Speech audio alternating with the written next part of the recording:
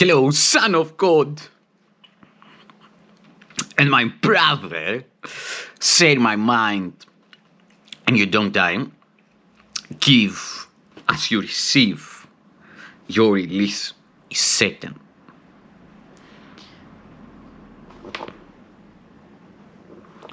Today's teaching is the witnesses to sin. Pain demonstrates the body must be real. It is a loud, obscuring voice whose shrieks would silence what the Holy Spirit says and keep His word from your awareness. Pain compels attention, drawing it away from Him and focusing upon itself. Pain compels attention, drawing it away from Him and focusing upon itself. Its purpose is the same as pleasure, for they both are the means to make the body real. What shares a common purpose is the same. This is the law of purpose which unites all those who share in it within itself. Pleasure and pain are equally unreal because their purpose cannot be achieved. Thus are they means for nothing, for they have a goal without a meaning, and they share the lack of meaning which their purpose has.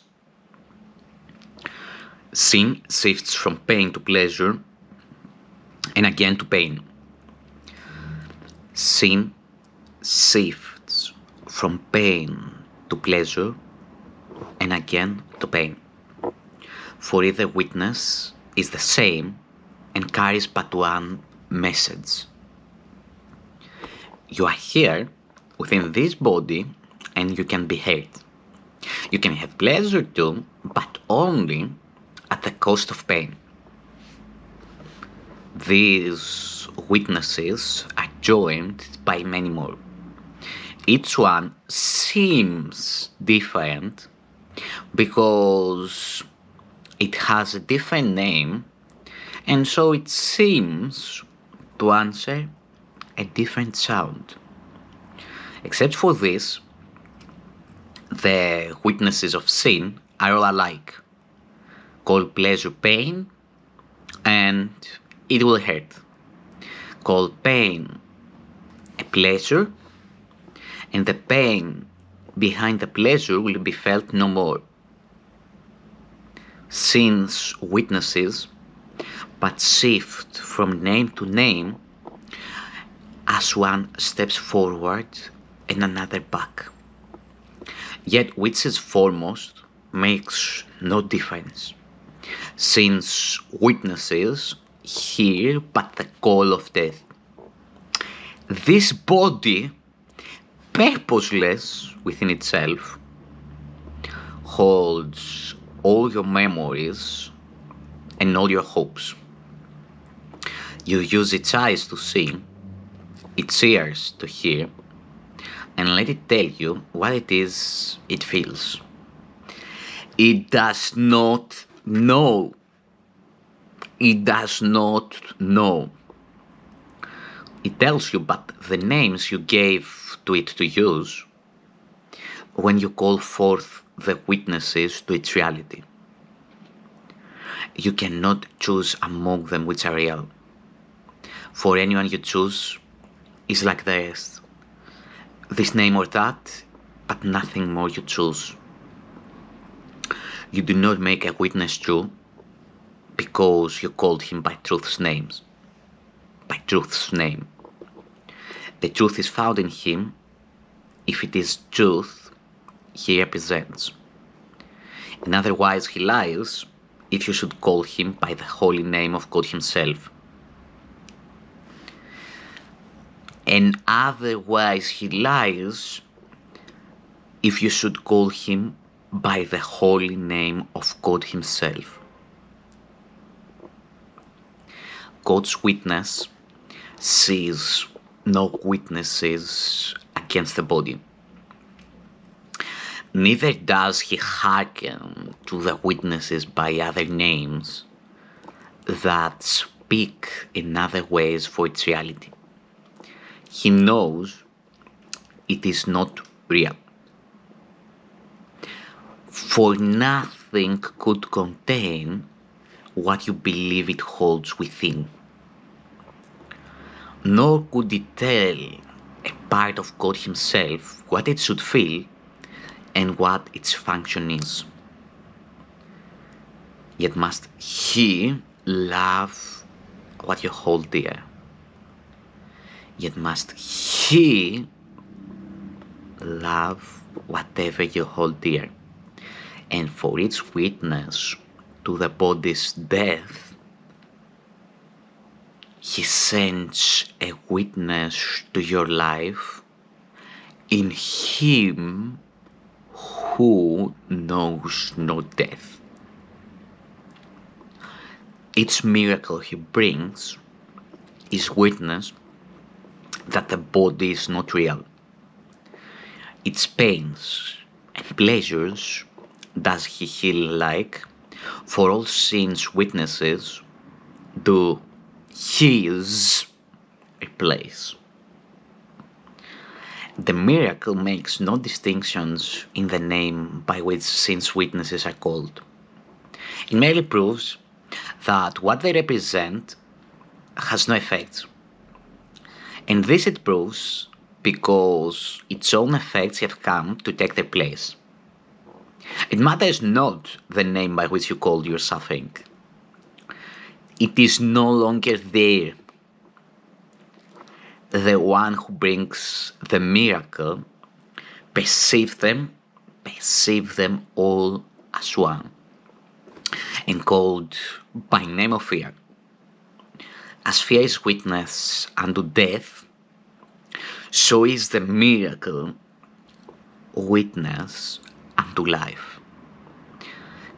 It is a witness no one can deny, for it is the effects of life it brings. The dying live, the dead arise, and pain has vanished. Yet a miracle speaks not but for itself, but what it represents. Yet a miracle speaks not but for itself, but what it represents. The dying live, the dead arise, and pain has vanished. Yet a miracle speaks not but for itself, but what it represents.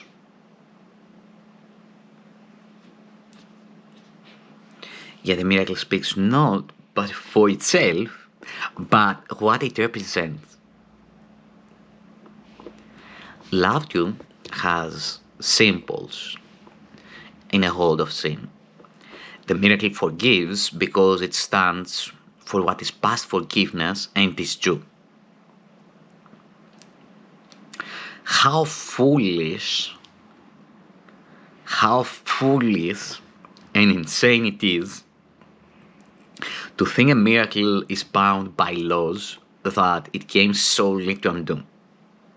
The laws of sin have different witnesses with different strengths, and they attest to different sufferings. Yet to the one who sends forth miracles, yet to the one who sends forth miracles to bless the world, a tiny stab of pain, a little worldly pleasure, and the throes of death itself are but a single sound, a call for healing, and a plaintive cry, a plaintive cry for help within a world of misery. It is their sameness that the miracle attests, that they are all the same. It is their sameness that it proves. The laws that call them different are dissolved and shown as powerless. The purpose of a miracle is to accomplish this. And God Himself has guarded the strength of miracles for what they witness to. Be you then witness to the miracle and not the loss of sin. There is no need to suffer anymore. But there is need that you be healed. Because suffering and sorrow of the world have made it deaf.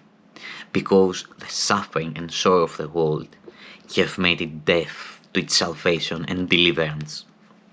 The resurrection of the world awaits your healing and your happiness. The resurrection of the world awaits your healing and your happiness. That you may demonstrate the healing of the world.